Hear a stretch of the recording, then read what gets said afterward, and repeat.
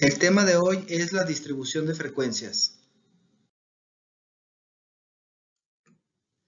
El objetivo de este tema es construir un cuadro de distribución de frecuencias para organizar, resumir y presentar los datos, para lo cual vamos a resolver el siguiente ejercicio. Iniciamos ordenando los datos de menor a mayor. Se recomienda conservar la misma cantidad de filas y columnas. El primer paso es determinar el número de clases con la fórmula que se observa a continuación, donde el número de clases se representa con la letra K y N es la cantidad de datos. En el caso del ejercicio se cuenta con 18 datos. Al sustituir en la fórmula, el número de clases es aproximadamente 5.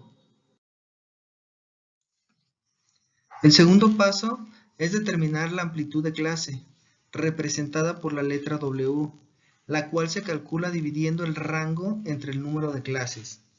El rango se estima restando el valor máximo de los datos menos el menor. De acuerdo al ejercicio, el rango es 31 menos 2. Sustituyendo en la fórmula, W es igual a 5.6.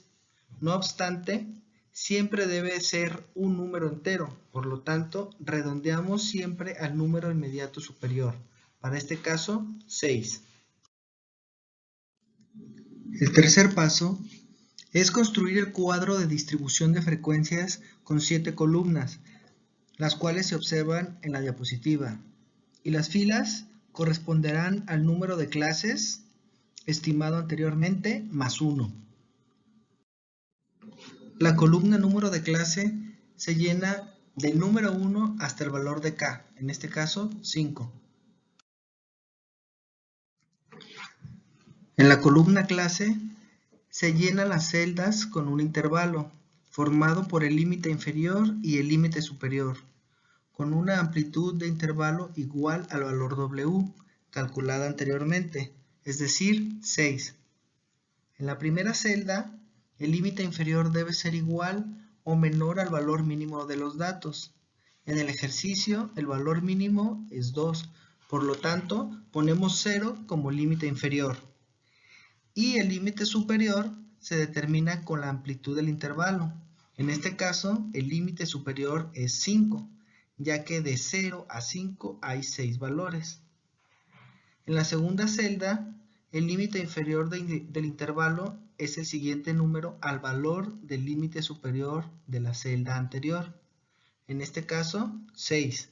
Y el límite superior, considerando la amplitud calculada, es 11. De esta manera se llenan todas las clases. En caso de requerir una clase más, para cubrir hasta el valor máximo de los datos, se debe hacer, como es el caso del presente ejercicio. La columna marca de clase corresponde a la mitad del intervalo de la clase correspondiente y se puede calcular con el promedio del límite inferior y el límite superior. La marca de clase de la primera clase es 0 más 5 es igual a 5, entre 2 igual a 2.5, y así para cada clase. La frecuencia se determina contando la cantidad de valores de nuestros datos que caen dentro del intervalo de clase. En la primera clase, la frecuencia es 2, ya que tenemos en los datos ordenados los valores 2 y 4. En la segunda clase, la frecuencia es 3, ya que tenemos los valores 6, 7 y 8. Y así, de esta manera, para todas las clases. Al final, sumamos las frecuencias y debe corresponder a la cantidad de datos. En este caso es 18. La frecuencia relativa se determina dividiendo cada valor de la frecuencia entre el total de datos multiplicado por 100%. Por ejemplo, en la primera clase, 2 entre 18 por 100% es igual a 11.1%. Al final, se suman todas las frecuencias relativas para comprobar que corresponde al 100%. La frecuencia acumulada se determina sumando los valores de frecuencia de las clases anteriores. Por ejemplo, la frecuencia acumulada de la primera clase es igual a la frecuencia de la primera clase, porque no hay clases anteriores, es decir, 2. La frecuencia acumulada de la segunda clase es ese valor 2 más la frecuencia de la clase 2, es decir, 3.